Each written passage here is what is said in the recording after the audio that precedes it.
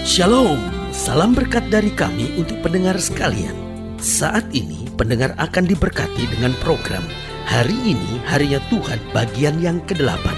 Sebuah program rohani tentang doktrin Alkitab yang menolong kita untuk semakin tertanam dalam kebenaran firman dan bertumbuh dalam kemuliaan. Bersama hambanya, Pendeta Gilbert Lumwendong, STH.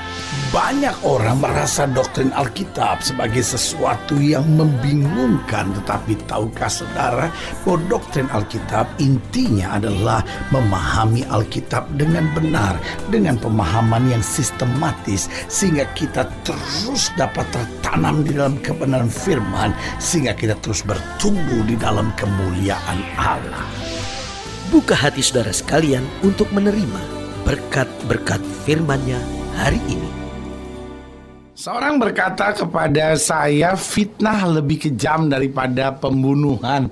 Lalu secara bercanda saya berkata, kalau bagi saya bukan fitnah lebih kejam daripada pembunuhan, tapi saya berkata bagi saya lebih tepat kalau dikatakan fitnah lebih kejam daripada tidak fitnah. Secara bercanda saya berkata kepada rekan saya ini, karena saya jauh lebih senang difitnah daripada dibunuh. Kenapa? Karena kalau saya difitnah, saya masih bisa berjalan terus. Tetapi kalau saya dibunuh, selesai segala sesuatunya. Tetapi dari sini mau digambarkan, sebetulnya intinya sederhana, bahwa fitnah adalah perbuatan yang sangat kejam. Fitnah adalah perbuatan yang sangat jahat. Kenapa?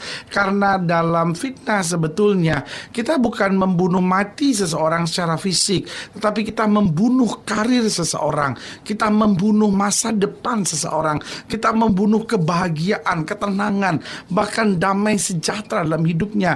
Ada banyak orang yang lagi baik-baik kerja di kantor, akibat korban fitnah dia bisa diberhentikan. Ada orang-orang yang sebetulnya bisa maju dalam pelayanan, tapi karena korban fitnah, orang akhirnya menjadi takut ngelihat dia.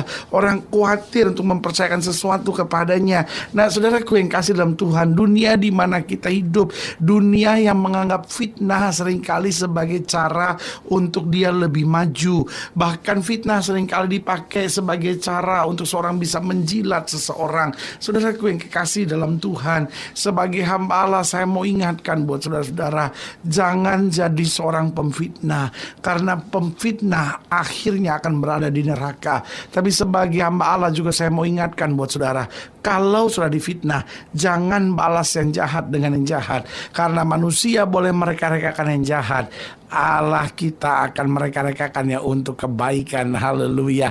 Selamat datang dalam program kita hari ini, Harinya Tuhan. Sebuah program rohani yang kembali mengingatkan kepada kita betapa pentingnya kita menjadikan firman Tuhan sebagai dasar keseharian hidup kita. Karena selama kita menjadikan firman Tuhan sebagai dasar keseharian hidup kita, langkah-langkah ke depan kita penuh dengan kepastian, kemenangan, berkat, mujizat, dan perkara-perkara yang besar. Haleluya. Dan dalam program ini kita memang sedang bicara tentang pemfitnah.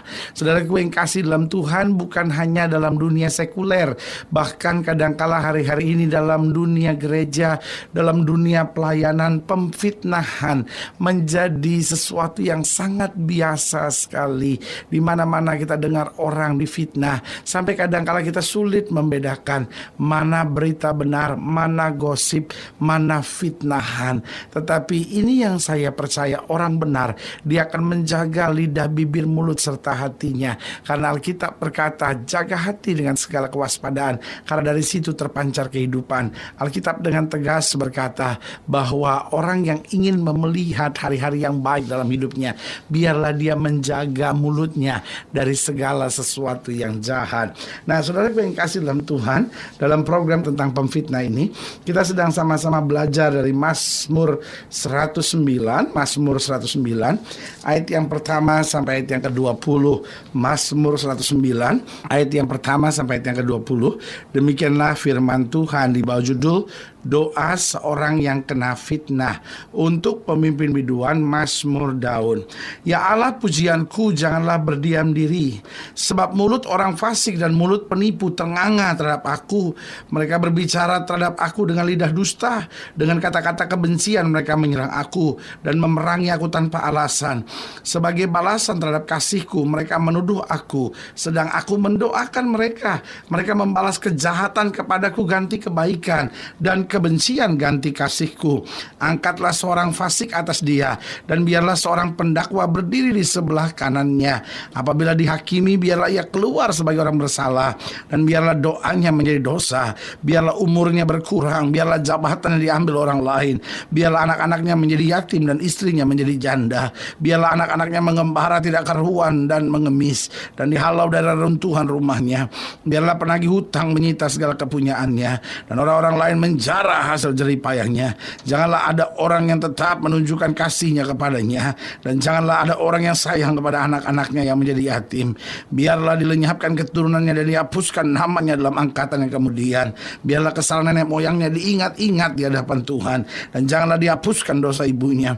Biarlah itu selalu diperhatikan Tuhan, supaya ingatan kepada mereka dilenyapkan dari bumi. Oleh karena ia tidak ingat menunjuk kasih, tetapi mengejar orang sengsara dan miskin, dan orang yang hancur hati sampai mereka mati. Ia cinta kepada kutuk, biarlah ia datang kepadanya. Ia tidak suka kepada berkat, biarlah itu menjauh daripadanya. Ia memakai kutuk sebagai bajunya, biarlah ia merembes seperti air ke dalam dirinya, dan seperti minyak ke dalam tulang-tulangnya. Biarlah itu baginya seperti pakaian yang dikenakannya, sebagai ikat pinggang yang senantiasa dipakainya. Biarlah semuanya itu dari pihak Tuhan, menjadi upah orang yang mendakwa aku, dan upah orang-orang yang berkata-kata jahat terhadap aku. Saudaraku yang kasih dalam Tuhan, dalam ayat-ayat bacaan ini kita melihat bagaimana Daud sebagai seorang yang terkena fitnah. Tetapi dari keberadaan Daud yang terkena fitnah, kita bisa belajar tentang akhir atau keberadaan dari seorang pemfitnah itu. Dari sini kita bisa lihat yang pertama, pemfitnah hidupnya tidak akan pernah tenang.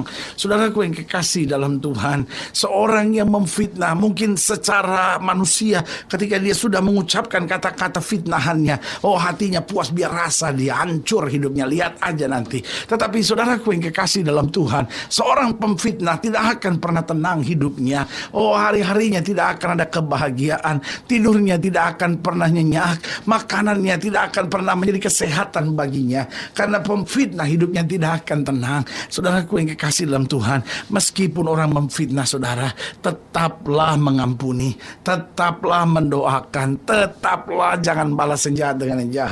Kenapa? Karena kalau kita hidup sebagai pemfitnah, pemfitnah itu tidak akan tenang hidupnya. Tetapi orang yang difitnah, kalau dia berserah kepada Tuhan, orang yang difitnah, jika dia berseru kepada Tuhan, orang yang difitnah tetap akan melihat kemuliaan, mujizat dan perkara yang luar biasa. Jadi ingat, pemfitnah hidupnya tidak tenang.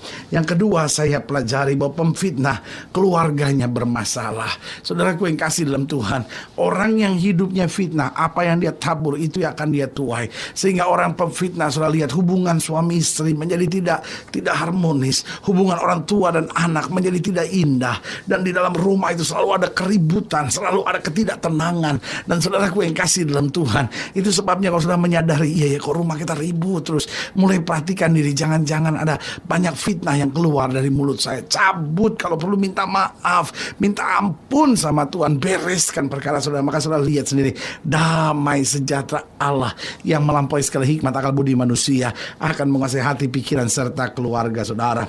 Jadi ingat, pemfitnah hidupnya tidak akan tenang. Yang kedua, pemfitnah keluarganya bermasalah. Yang ketiga, saya pelajari, pemfitnah selalu hidup dengan musuh di sekitarnya. Dengar baik, pemfitnah sulit memiliki sahabat. Kenapa? Karena untuk sementara orang bisa bersahabat kepadanya, untuk sementara orang bisa dekat dengannya, tetapi waktu tahu, dalam bahasa sekarang disebut belangnya, ya kan, tahu kebiasaannya, tahu siapa dirinya sebenarnya yang merupakan seorang pemfitnah, maka saudaraku yang kasih dalam Tuhan, maka dia hanya memiliki musuh di sekitarnya. Sebagai hamba Allah selalu saya mau ingatkan, orang-orang yang mengampuni dimanapun dia ada, dia memiliki sahabat karib. Tetapi orang-orang yang hidup dalam fitnah dimanapun dia ada, hanya musuh yang dia miliki. Sebagai hamba Allah, karena itu saya mau ingatkan buat saudara sekali lagi, biarlah hidup kita dalam kasih, biarlah kita jangan merancangkan yang jahat buat orang lain, biarlah kita jangan ucapkan kata-kata fitnah, tapi dimanapun kita ada kita memberkati, dimanapun kita ada kita menabur kasih, dimanapun kita ada kita menyatakan kemurahan Tuhan buat banyak orang. Haleluya. Jadi ingat, yang pertama, pemfitnah hidupnya tidak tenang. Yang kedua, pemfitnah keluarganya bermasalah. Yang ketiga, pemfitnah selalu punya musuh. Dan yang keempat, kita pelajari bahwa pemfitnah akan membayar harga yang mahal dalam hidupnya. Saya ulangi sekali lagi, seorang pemfitnah akan membayar harga yang mahal dalam hidupnya. Minimal yang pertama, dia tidak akan pernah masuk surga. Seorang pemfitnah tidak punya tempat dalam kerajaan surga, karena seorang pemfitnah adalah seorang yang jahat. Seorang pemfitnah adalah seorang yang hatinya tidak bersih.